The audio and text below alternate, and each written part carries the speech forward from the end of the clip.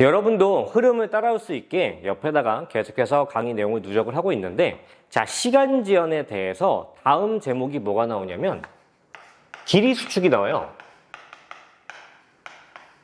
시간은 늘어난다는 표현인데 길이는 짧아진다는 표현이라서 여기서 많이 좀 헷갈려 하는데, 이게 기준이 달라져서 그래요. 여기서는 이 고유시간이라고 하는 사건도 움직이는 공간에서 발생하고 걔를 고유시간으로 측정을 하는데, 여기서는 고유 길이가 생기겠죠, 그렇죠? 근데 고유 길이가 정지계 입장에서 생기니까 반대로 보면 수학적인 값이 작아진다, 이런 파트예요.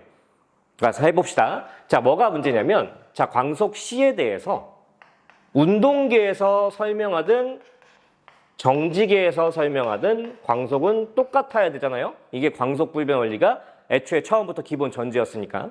그래서 방금 우리가 했던 운동계의 시간, 밖에 있는 관찰하는 정지계의 시간을 비교해 보면 누가 컸어요? 똑같은 빛의 운동을 시간을 측정했을 때 t가 컸단 말이에요. 그러면 당연히 위에 있는 길이도 이쪽이 커야 돼요. 정지계 입장에서 값이 커야 되는데, 그러면 어떤 해석이 되냐?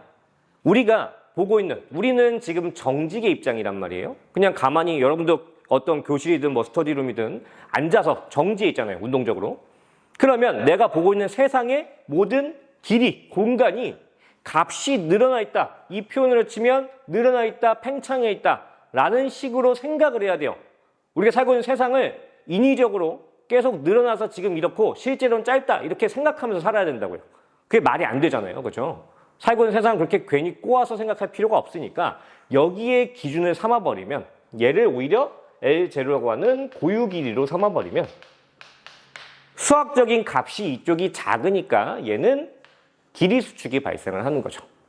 자, 해서 이 수학적인 얘를 여기 t 값을 이렇게 t0의 로렌츠 상수로 치환시켜서 수학적으로 값을 좀 정리를 해보면, t0에 대해서 l의 값이 감마 t0에 대해서 l0가 되는 거거든요.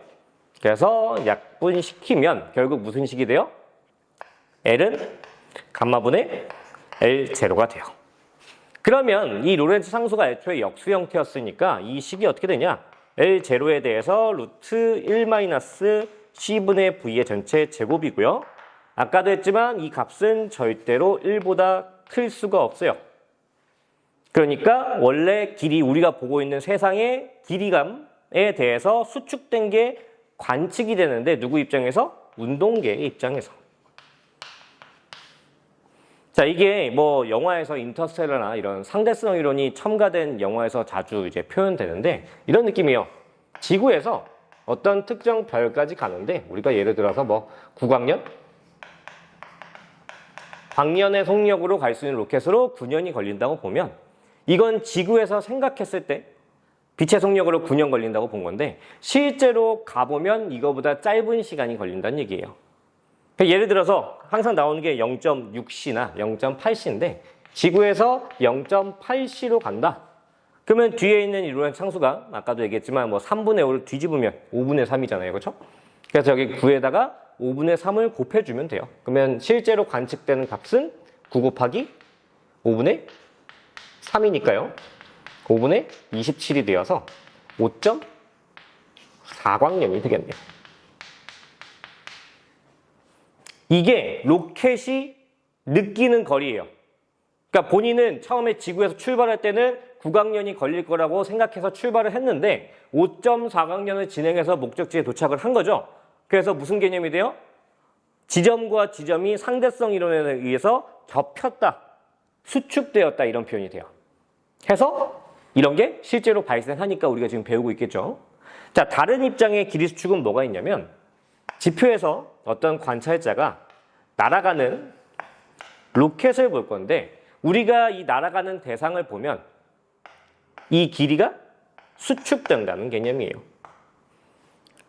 자, 이건 좀 다르죠. 우리가 보고 있는 대상이 다 고유값이라고 했는데 헷갈릴 수가 있는데, 그냥 가만히 정지해 있는, 또는 상대성 이론이 발생할 수 없을 만큼 V값이 너무 작으면 원래 길이로 보일 건데, 광속에 근접하게 운동하게 되면 이 길이가 점점 짧아 보인다는 얘기예요. 그래서 길이 수축은 해석하는 상황이 두 가지입니다. 지점과 지점을 직접 내가 정지기에서 운동계로 바뀌었을 때, 직접 가봤을 때 길이가 수축하는 공간상의 두 지점 간격이 짧아지는 현상이 하나 있고요. 정지계 입장에서 날아가는 빠른 운동 대상을 관찰했을 때 운동축으로 길이가 수축하는 게 두 번째 현상이에요. 자, 방금 얘기했는데 주의사항이 뭐냐면 운동축만 수축이 일어납니다. 이게 지금 수평 방향 오른쪽으로 운동하니까 세로 길이, 연직 길이는 영향을 안 받는 거예요. 이게 또 길이 수축의 특징이에요.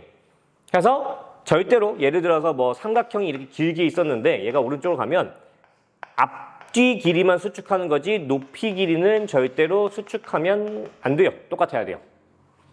그래서 여기까지 하면 상대성 이론의 두 번째 길이 수축까지는 설명이 되는 것 같습니다. 자, 그러면 이런 것들이 그냥 아인슈타인이 제시한 이론이니까 당시에 뭐 누군가 다 공감을 못 해줬겠지만 시간이 지나서 현재 우리가 이 상대성 이론이 성립한다는 걸 인정할 수밖에 없는 증거가 있단 말이에요. 그거 이제 얘를 좀 정리를 해놓고 다시 시작을 해봅시다. 자, 교과상 제목은 뮤온의 수명이라는 개념인데, 자, 이 뮤온이라는 게 뭐냐면 통합과학에서 우리가 배웠던 기본 입자에 들어가요. 근데 전자를 제외한 기본 입자들은 우리가 살고 있는 이런 세계에 존재하진 않죠, 독립적으로. 그래서 얘네들은 물질에 어떻게 보면 녹아들어서 사라진다.